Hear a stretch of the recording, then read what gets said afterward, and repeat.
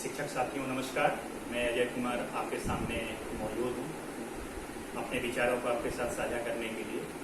और जैसा कि बिहार में जब शिक्षा और शिक्षक आंदोलनों की बात होती है तो श्री केदारनाथ पांडे जी के नाम सबसे प्रमुख स्थान पर आता है। अभी कुछ दिनों से कुछ मंचों पर, कुछ विभिन्न स्तरों पर उनके ऊपर में जो उन शब्दों का कुछ प्रयोग किया जा रहा है काफ़ी निंदनीय है।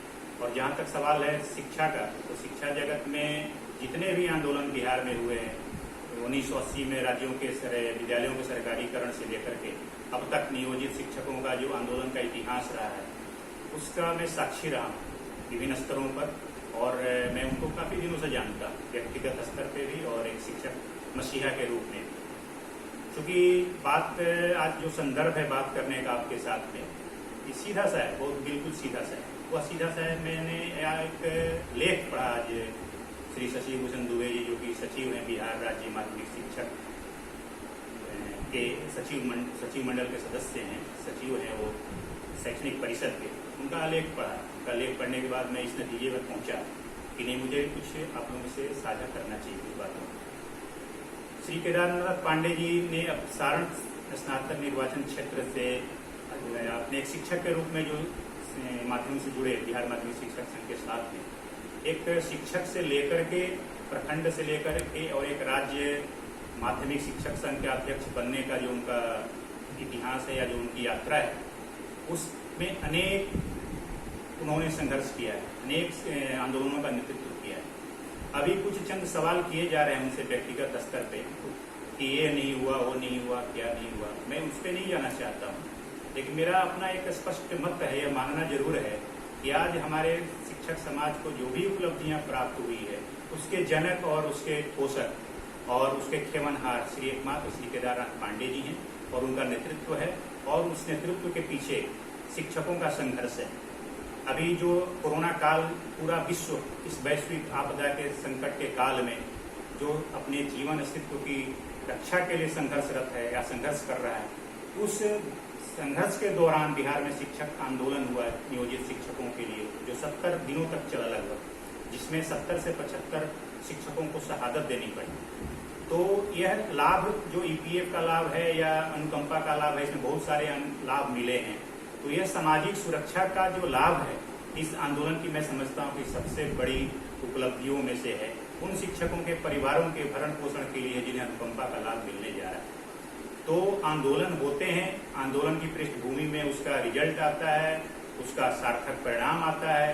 और हम परीक्षा देने जब छात्र के रूप में जाते थे कभी यह परिकल्पना हम लोग नहीं कर सकते थे, या आज भी कोई छात्र नहीं कर सकता है कि मैं परीक्षा में गया और मुझे 100 में 100% अंक प्राप्त हो जाए। यह एक निरंतर प्रक्रिया है। सेवा शर्त में सुधार एक निरंतर प्रक्रिया है। मेरा आप लोगों से विनम्र निवेदन है कि ऐसे व्यक्तित्व के ऊपर अमर्यादित शब्दों का प्रयोग न किया जाए जिससे हमारे पूरे शिक्षक समाज के ऊपर एक प्रश्नवाचक चिन्ह लगता है। हम एक शिक्षक हैं, शिक्षक समाज के दर्पण होते हैं और समाज की प्रतिभाओं को तराशने का कार्य करते हैं। आज देश में जो भी बौद्धिक स्तर है उसमें हमारा कहीं न कहीं योगदान लिखा जाएगा, और जब योगदान लिखा जाए उस समय यह कलम का टीका हमारे मस्तिष्क पर न लगे कि हमने अपने समाज के एक रहनुमा को हमने अमर्यादित शब्दों का, जिसे मैं यहाँ कहना भी नहीं उचित नहीं समझता हूँ क्योंकि मैं अपनी वाणी से कभी अमर्यादित शब्दों का प्रयोग नहीं करता।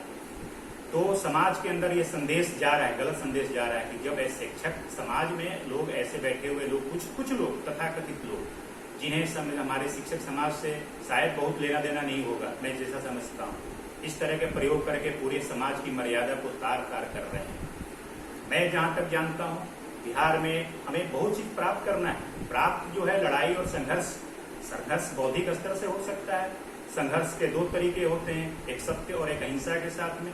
एक होता है जब क्रांतियां होती हैं उन समाजों में जहाँ पे कि बौद्धिक स्तर काफी नीचे होता है, लोग दूसरे अस्त्र शस्त्रों का प्रयोग करते हैं, वो कभी सफल नहीं हुआ है। आज तक के इतिहास की ये धारणा है और भारतीय स्वतंत्रता संग्राम का आंदोलन जो है सत्य और अहिंसा पर आधारित। हमारे राज्याध्यक्ष तो किसी प्रमाण की आवश्यकता नहीं है। उन्होंने जो भी संघर्ष किया है अपनी काबिलियत के बल पर किया है, संगठन के कुशल नेतृत्व देने का काम किया है। मैं कहता हूं कि आज बिहार विधान परिषद में 6 से 7 शिक्षकों के प्रतिनिधि हैं। यह सवाल अन्य प्रतिनिधियों से क्यों नहीं खड़ा किया जाता है। तो मैं इस प्रश्न के अंदर ही एक उत्तर छिपा हुआ है, क्योंकि हमारी अपेक्षाएं और उम्मीदों पर खड़ा होने वाला एक ही शख्स है और रहनुमा है और व्यक्तित्व है, जिसका नाम श्री केदारनाथ पांडे है।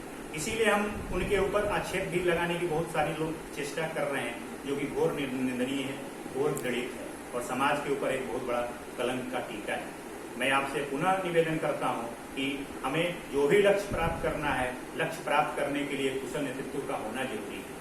मैं जानता हूं कि श्री पांडे जी इन सब चीजों से विचलित होने वाले व्यक्तित्व नहीं है, क्योंकि उनके अंदर जो दृढ़ता है वो दृढ़ता किसी भी से कम नहीं है, बल्कि वो एक दृढ़ प्रतिज्ञ व्यक्ति जो कि कभी किसी भावनाओं में बहते नहीं। वो अपना लक्ष्य के प्राप्ति के लिए हमेशा सजग प्रहरी के रूप में काम करने का वो काम करते हैं। सत्य का हमेशा संघर्ष सत्ता से रहा है, इसमें कोई दो राय नहीं है, और निरंकुशता से न्याय को लड़ना पड़ता है, इसमें भी कोई दो राय नहीं।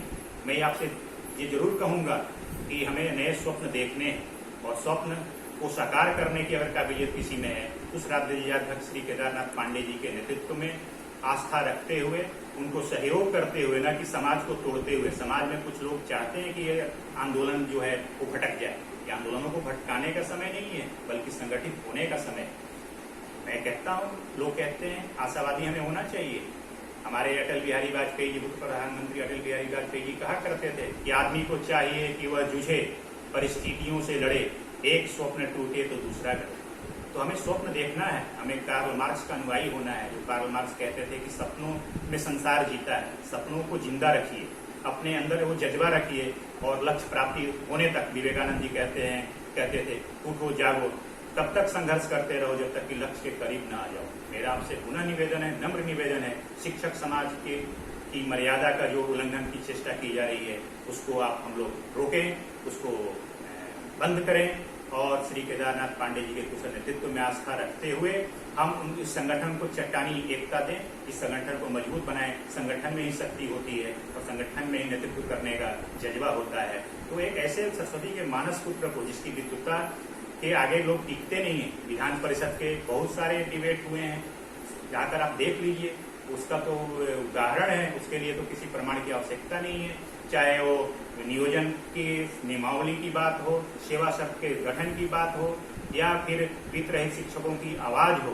तो बिहार में कौन है? बिहार में एकमात्र ही आवाज है जो हमें देखने को मिलता है इस मुद्दे पर, चाहे उद्यानाकर्षण हो, चाहे तारांकित प्रश्न हो, चाहे कोई भी माध्यम हो, चाहे वो सड़क से सदन तक लड़ने की बात हो।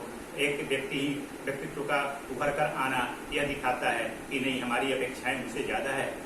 तो हमें यह प्रश्न करना चाहिए, बिहार सरकार के मुख्यमंत्री से भी करना चाहिए, क्योंकि बिहार के मुख्यमंत्री श्री केदारनाथ पांडे जी नहीं है और बिहार माध्यमिक शिक्षक के और राज्य के अध्यक्ष हैं, और बिहार माध्यमिक शिक्षक संघ कोई राजनीतिक संगठन भी नहीं है।